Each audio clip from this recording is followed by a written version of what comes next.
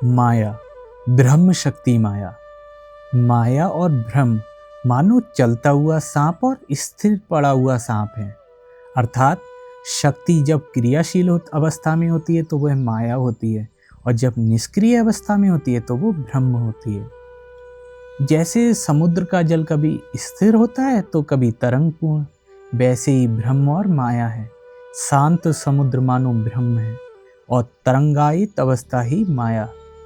ब्रह्म और उसकी शक्ति मानो अग्नि और उसकी दाहक शक्ति के समान है। सृष्टि के लिए शिव और शक्ति दोनों की आवश्यकता है। कुम्हार सूखी मिट्टी से घड़ा नहीं बना सकता, पानी भी चाहिए। इसी प्रकार शक्ति की सहायता के बिना केवल शिव के द्वारा सृष्टि नहीं हो सकती। माया को देखने की इच्छा से प्रार्थना करते हुए एक दिन मुझे इस प्रकार का दर्शन हुआ। एक छोटा सा बिंदु धीरे धीरे बढ़ते हुए एक बालिका के रूप में परिणित हुआ। बालिका क्रमशः बड़ी हुई और उसके गर्भ हुआ। फिर उसने एक बच्चे को जन्म दिया और साथ ही साथ उसने उसे निगल गई। इस प्रकार उसके गर्भ से अनेक बच्चे जन्मते गए और वह उन सब को निगलती गई। तब मेरी समझ में आया कि यही माया है। सांप के दांतों में विष है, लेकिन उस पर विष का कोई असर नहीं होता, किंतु जब वह दूसरे को काटता है तो उस व्यक्ति पर विष चढ़ जाता है। इसी प्रकार भगवान में माया तो अवश्य है, पर वह उन्हें मुग्ध नहीं कर सकती, किंतु सारे संसार को मुग्ध कर लेती है। एक बार दक्षिणेश्वर मंदिर के नौबत खाने में एक साधु आकर कुछ दिन रहे थे। वे किसी से बातचीत ना कर सदा ध्यान धारणा में ही डूबे रहते थे। एक दिन अचानक बादल उठे और चारों ओर अंधेरा छा गया। फिर थोड़ी ही देर में जोरदार आंधी सी चली और बादलों को उड़ा ले गई। यह देख वे साधु कमरे से बाहर निकलकर बरामदे में खूब हंसने और नाचने लगे। उनकी यह अवस्था देखकर श्री रामकृष्ण देव ने उनसे पूछा, तुम तो हमेशा कमरे के अंदर चुपचाप बैठे रहते हो, आज इतना नाच नाच कर आनंद कैसे मना रहे हो? साधु ने कहा, संसार की माया ऐसी ही है। पहले तो उसका कोई नामो निशान तक नहीं था, पर एकाएक ब्रह्म रूपी शांत आकाश में प्रकट हो उसने जगत प्रपंच का सर्जन कर डाला। फिर ब्रह्म के निश्वास मात्र से बह जाने कहाँ हो जल हो गई। राम, सीता और लक्ष्मण वनवास के लिए निकले। आगे आगे राम चले, बीच में सीता और पीछे पीछे लक्ष्मण। राम को सदा पूर्ण दर्शन पाने के लिए लक्ष्मण व्याकुल थे, पर बीच में सीता के होने के कारण यह संभव न था। तब लक्ष्मण ने सीता से प्रार्थना की कि वे तनिक बाजू हट जाएं। सीता के थोड़ा बाजू हटते ही लक्ष्मण की इच्छा पूरी हुई। उन्हें राम के दर्शन हुए। यही हाल ब्रह्म, माया और जीव का है। जब तक माया हट ना जाए तब तक जीव ब्रह्म के दर्शन नहीं पा सकता। एक साधु हाथ में कांच की नली का एक टुकड़ा लिए दिन रात उसकी ओर ताकते और हंसते रहते थे। जिस प्रकार उस कांच के भीतर से लाल, नीले, पीले आदि कई रंग दिखाई देते थे, पर वे सभी मिथ्या हैं, उसी प्रकार यह संसार सत्य प्रतीत होता है पर है मिथ्या ही।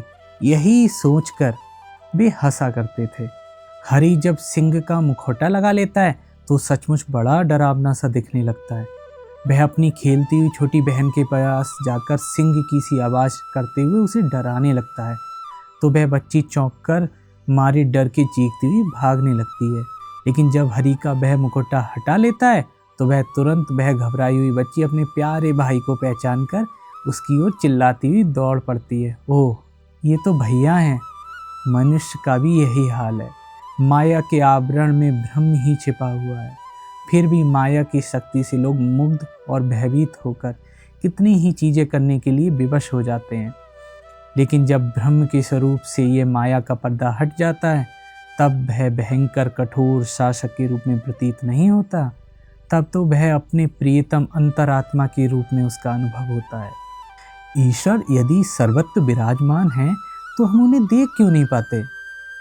काई से तालाब ढके किनारे खड़े होकर उसे देखने पर तुम्हें उसमें पानी नहीं दिखाई देगा।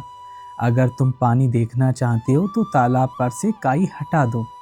माया के पर्दे से ढकी हुई आंखों से देखकर तुम लोग कहते हो कि हम ईश्वर क्यों नहीं देखते। अगर तुम ईश्वर को देखना चाहते हो तो आंखों से माया का पर्दा हटा लो। जिस प्रकार बादल सूरज को ढक देता है, उसी प्रकार माया ने ईश्वर को ढक रखा है। बादल के हट जाते ही सूरज दिखने लगता है, वैसे ही माया के दूर होते ही ईश्वर प्रकट हो जाते हैं। किंवदंती है कि अगर दूध में पानी मिला हो तो हंस उसमें से दूध पीकर पानी को वैसा ही छोड़ देता है, पर दूसरे पक्षी ऐसा नहीं कर सकते। इसी प्रकार ईश्वर माया के साथ मिले हुए हैं। साधारण मनुष्य उन्हें माया से अलग कर देख नहीं पाते। केवल जो परमहंस होते हैं वे ही माया को त्याग कर ईश्वर को ग्रहण करते हैं। यदि तुम माया को पहचान लो तो वह स्वयं ही तुम्हें छोड़कर भाग जाएगी। जैसे गृहस्थ यदि जान जाए कि घर में चोर आया है तो चोर अपने आप ही भाग जाता है। ईश्वर में विद्या माया और अविद्या माया दोनों होती हैं। विद्या माया जीव को ईश्वर की ओर ले जाती है और अविद्या माया उसे ईश्वर से दूर। ज्ञान, भक्ति, दया, वैराग्य यह विद्या माया का ही खेल है। इन्हीं का आश्रय ले मनुष्य ईश्वर के समीप पहुंच जाता है। माया ही ब्रह्म का स्वरूप प्रकट कर देती है। माया की कृपा हुए बिना ब्रह्म को कौन जान सकता है। ईश्वर की शक्ति का ज्ञान हुए बिना ईश्वर का ज्ञान नहीं हो सकता। माया के ही कारण हमें परम ज्ञान और परम आनंद की प्राप्ति हो सकती है, वरना इनकी तो सपने में भी आशा नहीं की जा सकती। माया से ही कार्य कारण रूप द्वैत प्रपंच का उदय होता है। माया के परे जाने पर ना भोगता रह जाता है, ना ही भोग्य विषय। बिल्ली जब अपने बच्चों को दांतों से पकड़ती है तो उसे कुछ नहीं होता, लेकिन जब वह चूहे को पकड़ती है तो चूहा मर जाता है। इसी तरह माया भक्त को नष्ट नहीं करती, भले ही वह दूसरों का विनाश कर डालती है।